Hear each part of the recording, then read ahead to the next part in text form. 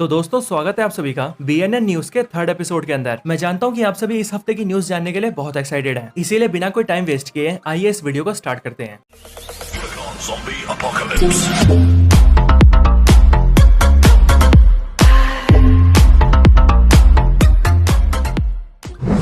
तो चलिए सबसे पहले बात करते हैं मार्वल से जुड़ी न्यूज की। तो पहली खबर है लोकी के सीजन 1 को लेकर। तो अपनी पिछली न्यूज वाली वीडियो के अंदर मैंने आप सभी को बताया था कि इसी साल सितंबर 26 को लोकी के सीजन 1 को ब्लूरे में रिलीज किया जा रहा है और उसी ब्लूरे प्रिंट के अंदर एक डिलीटेड सीन भी होने वाला है। और जानते हैं उस डिलीटेड सीन में कौन होगा? और कोई नहीं बल्कि अपना प्यारा तूफान का नेता। असल में लोकी सीजन 1 के ब्लूरे प्रिंट के अंदर थॉर के एक फ्रॉग वेरिएंट का डिलीटेड सीन है और उसे आवाज दी है थॉर को प्ले करने वाले एक्टर क्रिस हेम्सवर्थ ने। अगली न्यूज है घोस्ट राइडर को लेकर। तो अभी MCU के अंदर के एक बंदे ने इस बात को लीक कर दिया है कि मार्वल स्टूडियोज घोस्ट राइडर के ऊपर एक मूवी बना रहा है, लेकिन इस नई मूवी के अंदर घोस्ट राइडर को रिबूट कर दिया जाएगा, यानी कि इस कैरेक्टर का इसकी पिछली मूवी से कोई भी लेना देना नहीं होगा। इसके साथ ही इस मूवी को लेकर ऐसा भी कहा जा रहा है कि अगर USA में राइटर स्ट्राइक ना होती तो इस मूवी की प्रोडक्शन को भी स्टार्ट कर दिया जाता। अगली खबर है डेडपूल 3 को लेकर। तो इस मूवी के लिए पहले ऐसा कहा जा रहा था कि इसके अंदर हमें 838 की वांडा दिखाई देगी, लेकिन अब इस बात को लगभग कंफर्म ही कर दिया गया है कि इस मूवी के अंदर अर्थ 838 की वांडा का कोई रोल नहीं होने वाला।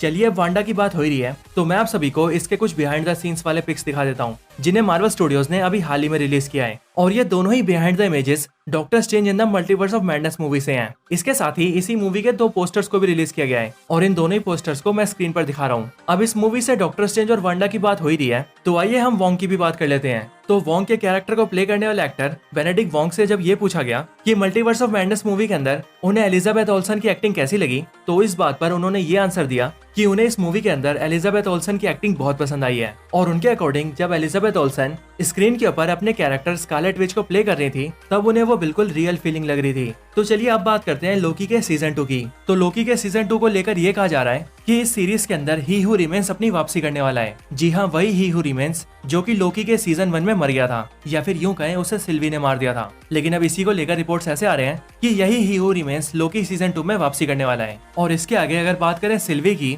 तो लोकी सीजन 2 के ट्रेलर के अंदर आप सभी ने देखा होगा कि वहाँ पर सिल्वी मैकडोनल्ड्स के अंदर काम कर रही होती है। तो इसी चीज को लेकर जब लोगों ने इस मूवी के डायरेक्टर से ये पूछा कि आखिरकार सिल्वी मैकडोनल्ड्स में कैसे पहुंच गई, तो इसी बात का जवाब देते हुए लोकी सीजन 2 के प्रोड्यूसर ने बताया कि लोकी सीजन 1 के अंदर ही हू रिमेन्स को मारने के बाद सिल्वी को कहीं भी जाने में कोई दिक्कत नहीं थी और न ही उसे किसी TVA से बचने की जरूरत थी, इसीलिए वो कहीं भी जा सकती थी। और क्योंकि उसे भूख लग रही थी इसीलिए वो मैकडी चली गई। मतलब यार कुछ भी जो मन में आए वो बोल दो।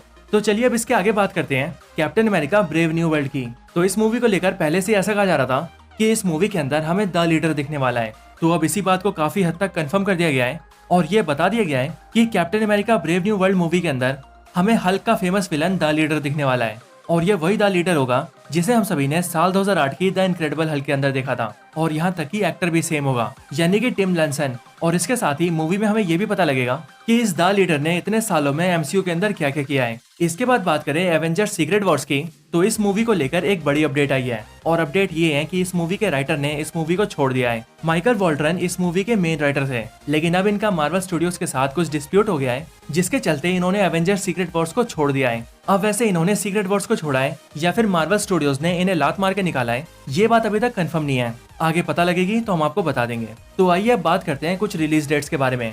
सबसे पहले इको सीरीज। तो ये सीरीज इसी साल नवंबर 29 को आनी थी और नवंबर 29 को ही इस सीरीज के सारे एपिसोड्स रिलीज हो जाएंगे। लेकिन अभी कुछ टाइम पहले से ये रिपोर्ट्स आ रहे थे कि इस मूवी को मार्वल डिले कर सकता है और इस मूवी को साल 2023 की बजाय साल 2024 में शिफ्ट कर सकता है। लेकिन अब इस बात को कंफर्म कर दिया गया है कि ये सीरीज अपनी रिलीज डेट के ऊपर कायम रहेगी और इस सीरीज के सारे एपिसोड्स को नवंबर 29 को रिलीज कर दिया जाएगा। और अब इसके बाद बात करें द मार्वल्स की, तो द मार्वल्स इस साल नवंबर 10 को आने वाली थी, लेकिन अब ऐसे रिपोर्ट्स आ रहे हैं कि इस मूवी को 10 नवंबर की बजाय 3 नवंबर को शिफ्ट कर दिया गया है, यानी कि बेसिकली ये मूवी प्रीपोन हो गई है। लेकिन हाँ, अभी ये बात ऑफिशियल नहीं है। ऑफिशियल अपडेट आएगी तो मैं आप सभी को बता ही दूंगा। अब मार्वल की आखिरी न्यूज की बात करें तो वो है मार्वल स्टूडियोज के एक्समैन 97 सीरीज को लेकर। तो जैसा कि हम सभी जानते हैं कि एक्समैन 97 मार्वल की एक एनिमेटेड सीरीज है जो कि बेस्ड होगी एक्समैन के ऊपर। तो इसी सीरीज के कुछ कैरेक्टर्स के फंको पॉप्स रिवील हुए हैं, जिनमें से पहला है साइक्लोप्स का, दूसरा बिशप का, तीसरा गैम्बिट का और आखिर में मैग्नीटो। आपको ये सभी फंको पॉप्स कैसे लगे मुझे कमेंट्स में जरूर बताना। तो चलिए अब बात करते हैं DC की न्यूज की।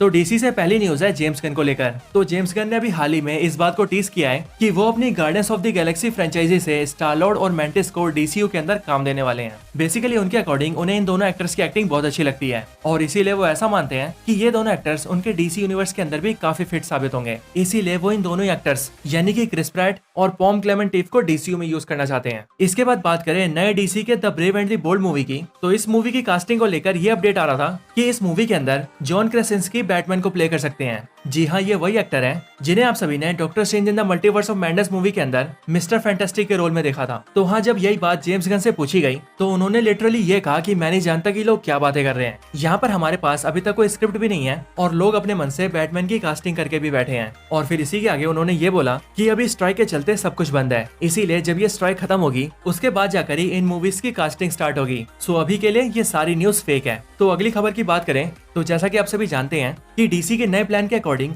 एक प्रोजेक्ट ग्रीन लैंटर्न के ऊपर भी होने वाला है। तो इसी को लेकर शज़ैम के एक्टर ज़ैकरी लीवाई ने ये कहा है कि वो ये चाहते हैं कि डीसी के नए प्लान के अंदर ग्रीन लैंटर्न के साथ साथ शज़ैम के ऊपर भी काम हो और कम से कम एक मूवी या सीरीज शज़ैम के ऊपर भी आए। सो वेल, देखते हैं ऐसा होता है या फिर नहीं। इसी के साथ साथ ज़ैकरी लीवाई डिज्नी की एनिमेटेड मूवी टैंगल्ड के अंदर भी अपनी आवाज दे चुके हैं और मूवी में इन्होंने अपनी वॉइस दी है फ्लाइन राइडर को। तो इसी को लेकर उन्होंने ये कहा है कि वो इस मूवी के लाइव एक्शन वर्जन के अंदर भी काम करने के लिए तैयार हैं, लेकिन शर्त ये है कि उन्हें उस मूवी के अंदर हीरोइन के तौर पर फ्लोरेंस पग चाहिए और वो इसीलिए क्योंकि उनका पूरा नाम ज़ैकरी लीवाई पग है और फिर इसीलिए दोनों एक्टर्स के नाम के पीछे पग पग होगा तो उन्हें मूवी में काम करने में ज्यादा मजा आएगा। लगता है जब से शज़ैम 2 फ्लॉप हुई है तब से ये पागल हो गया है। अब मैंने डीसी के फ्लॉप मूवीज की बात छेड़ी दी है तो आइए इसी से जुड़ी एक न्यूज जान लेते हैं। तो अभी हाल ही में डीसी वालों ने कई सारी ऐसी मूवीज का नाम बताए हैं जिन्हें वो फ्यूचर में बनाना तो चाहते थे, लेकिन अब क्योंकि द फ्लैश मूवी पिट चुकी है यानी कि फ्लॉप हो चुकी है और जेम्स गन ने आकर पुराने डीसी को बंद करके नए डीसी को स्टार्ट कर दिया है, इसीलिए उन्होंने सारी मूवीज को स्क्रैप कर दिया है।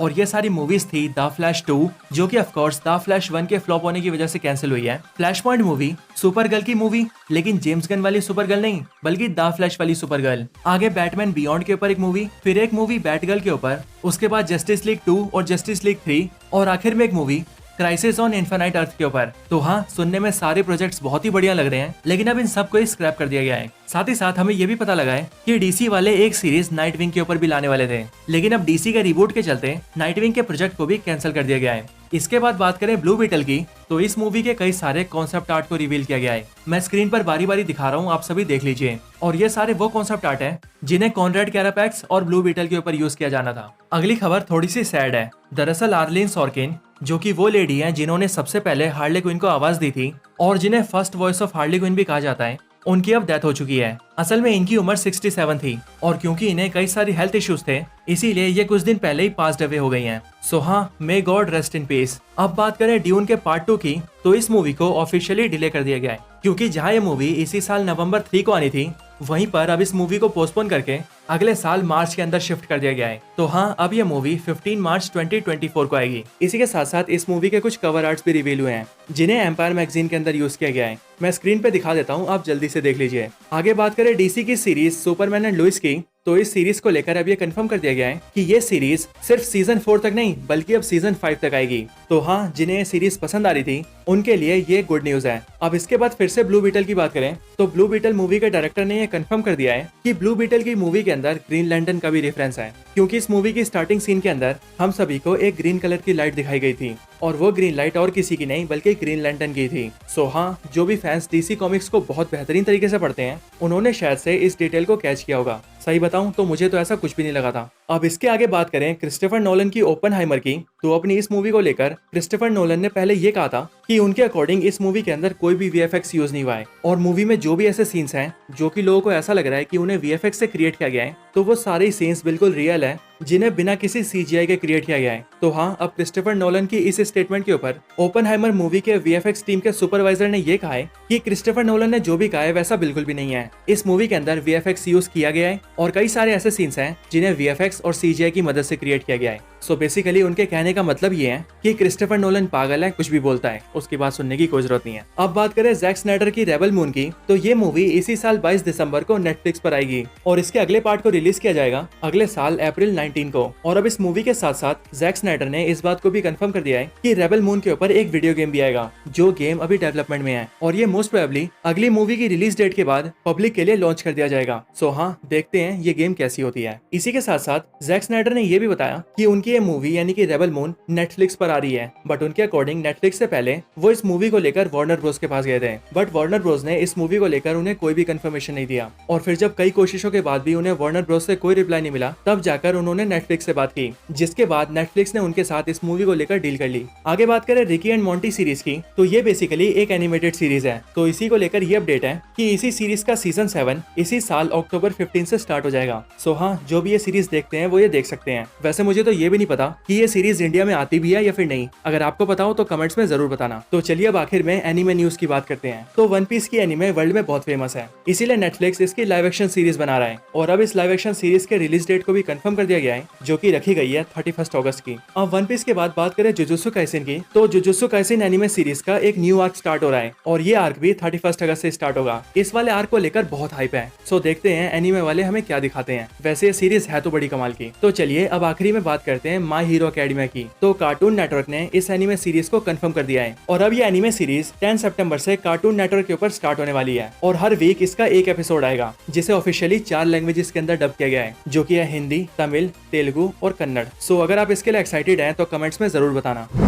तो दोस्तों यही थी वीडियो इस हफ्ते की सारी लेटेस्ट न्यूज के ऊपर। आप सभी को ये वीडियो कैसी लगी मुझे कमेंट्स में जरूर बताएं, और अगर आप सभी का कोई और रिकमेंडेशन हो तो आप वो भी मुझे कमेंट्स में बता सकते हैं। वीडियो पसंद आई हो तो लाइक करें, चैनल को सब्सक्राइब नहीं किया तो अभी कभी सब्सक्राइब करें। वीडियो पसंद आई हो तो लाइक करें, दोस्तों के साथ शेयर करना चाहते हैं तो वीडियो को शेयर भी जरूर करें, और आप सभी इसी तरह से हंसते और मुस्कुराते रहें। बाकी मैं आप सबसे मिलता हूँ ऐसी किसी और बेहतरीन वीडियो में, तब तक के लिए गुड बाय।